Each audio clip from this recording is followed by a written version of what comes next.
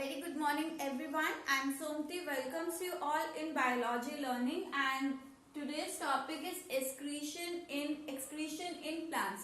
So this is the last topic of our chapter life process, and in this topic we will discuss about how plant can excrete out their waste out of their body. सो बच्चों यहाँ पर plant के case में अगर हम बात करें तो प्लांट के केस में कोई भी special kind of excretory system present नहीं है. सो वो अपने वेस्ट को किस तरह से एक्सक्रीट आउट कर रहे हैं या रिमूव कर रहे हैं. यहाँ पर सबसे पहले हम बात करते हैं उनकी बॉडी में वेस्ट क्या क्या है और वो किस तरह से उसे रिमूव कर रहे हैं. So here the first waste is oxygen. As you all know that oxygen is formed during the process of photosynthesis. तो photosynthesis से वो क्या कर रहे थे, फूड प्रिपेयर कर रहे थे, और उसी प्रोसेस में आपने पढ़ा था कि 6 molecules of carbon combines with 6 molecules of water and somewhere it is also written as 12 molecules of water. दोनों ही इक्वेशन सही है, to form glucose plus oxygen. Okay. So oxygen और ग्लूकोज क्या है, प्रोडक्ट है, जिसमें ग्लूकोज तो बॉडी में यूज कर रहे थे बट ऑक्सीजन उनके लिए क्या है, ऑक्सीजन उनके लिए वेस्ट है. फाइन. सो उस प्रोसेस का वेस्ट है, but this oxygen is utilised in another process by plants and other organism, that is respiration. तो अगर हम देखें तो फोटोसिंथेसिस की प्रोसेस के टाइम पर आपका ऑक्सीजन एलिमिनेट होता है as a waste through stomata.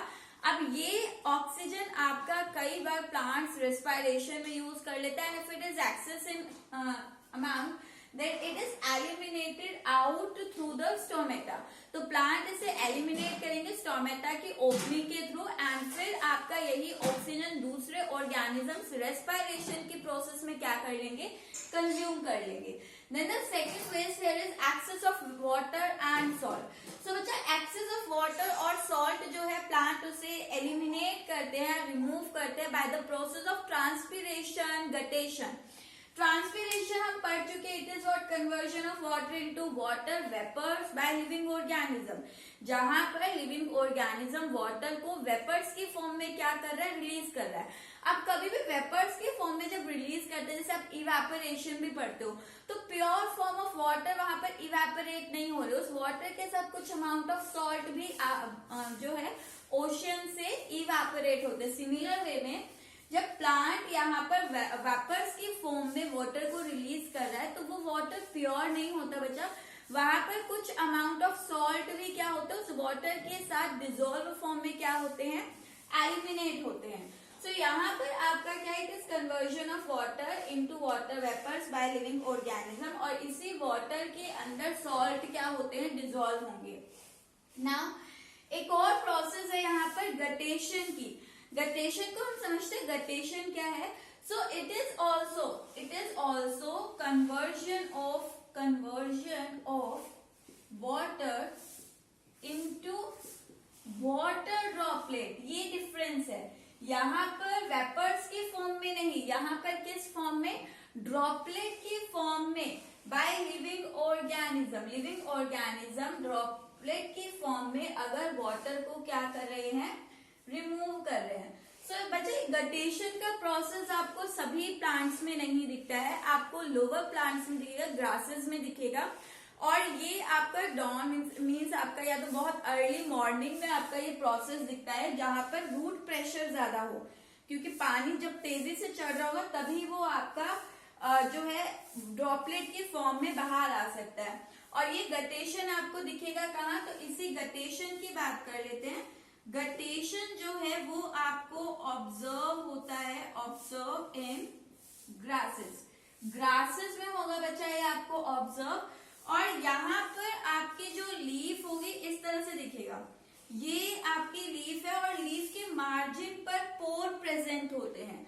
सो यहाँ पर मैं ड्रॉ कर रही हूँ, लीव्स के मार्जिन पर क्या प्रेजेंट होते हैं, पोर्स प्रेजेंट होते हैं, and these pores are called hydrathoid.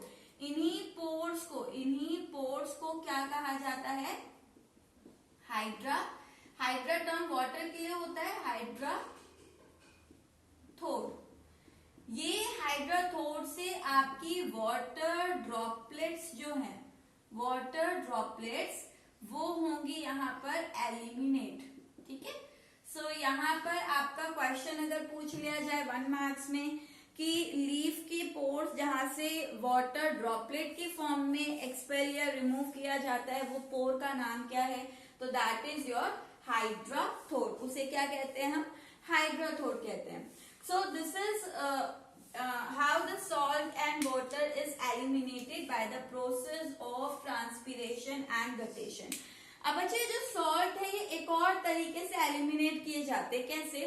अगर प्लांट में बहुत ज्यादा सॉल्ट है तो वो क्या करता है, उन सॉल्ट को अपने वैक्यूल्स में स्टोर कर लेता है। ठीक है, स्टोरेज वैक्यूल होते हैं, उन वैक्यूल्स में सॉल्ट को क्या कर लिया जाता है, स्टोर कर लिया जाता है। एंड फिर वो आपका पार्ट जिसके अंदर वैक्यूल, स्टोर्ड वैक्यूल बहुत सारे हो गए, यानी अज्यूम करो आपकी एक लीफ है और उस लीफ के अंदर ये स्टोर्ड वैक्यूल बहुत ज्यादा हो गए हैं। तो ये स्टोर्ड वैक्यूल जिसके अंदर क्या है, जिसके अंदर आपके सॉल्ट्स है, जिस भी पार्ट्स में ज्यादा हो जाते हैं वो पार्ट फिर क्या हो जाता है, प्लांट से शट ऑफ हो जाएगा।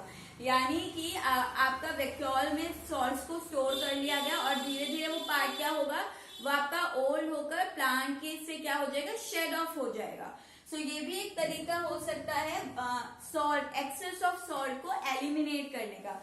हमेशा वाटर और सॉल्ट के आगे एक्सेस लगाना है, क्योंकि वाटर और सॉल्ट ग्रोथ एंड डेवलपमेंट में यूज होते हैं।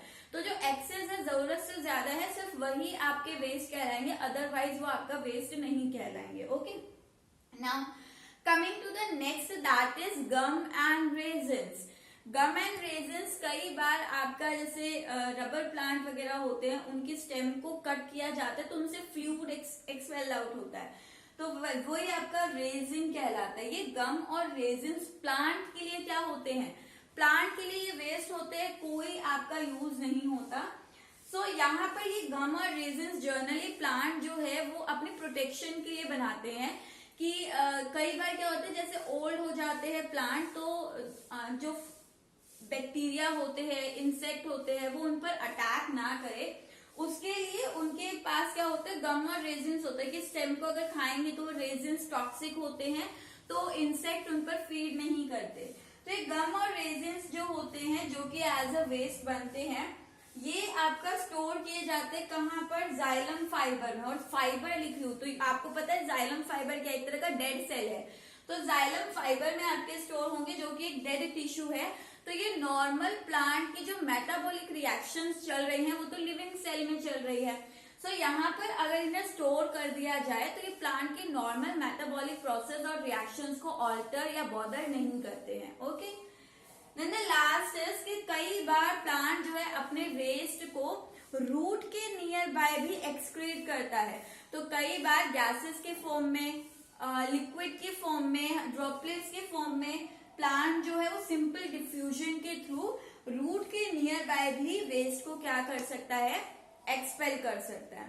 सो बच्चा, this is overall about your chapter life process. आज हमने अपना फर्स्ट चैप्टर कवर कर लिया है।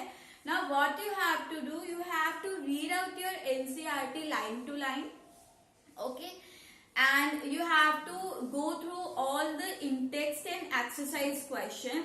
If you have any doubt in any question, because almost all the questions I have covered in each and every topic, मैंने आपको questions के form में, आंसर्स के फॉर्म में, पॉइंट्स के फॉर्म में ऑलमोस्ट सबके आंसर्स लिखवा दिए। But in case you find any question जिसका आपको आंसर लिखना नहीं आ रहा है या आपको क्वेश्चन समझ नहीं आ रहा है, और any line is there in NCERT, so you can personally contact me on WhatsApp number. आप मेरे साथ शेयर कर सकते हैं। And if I have that much of content, अगर ज्यादा डाउट्स होंगे तो I make a video also, revision video on that all doubts. तो आपको अपना पूरा NCERT line to line read out करना है। Okay, so that is all for today. In next class if I have the doubt session तो मैं doubt लूंगी, otherwise we'll start the next topic, that is ecosystem. Okay, thank you.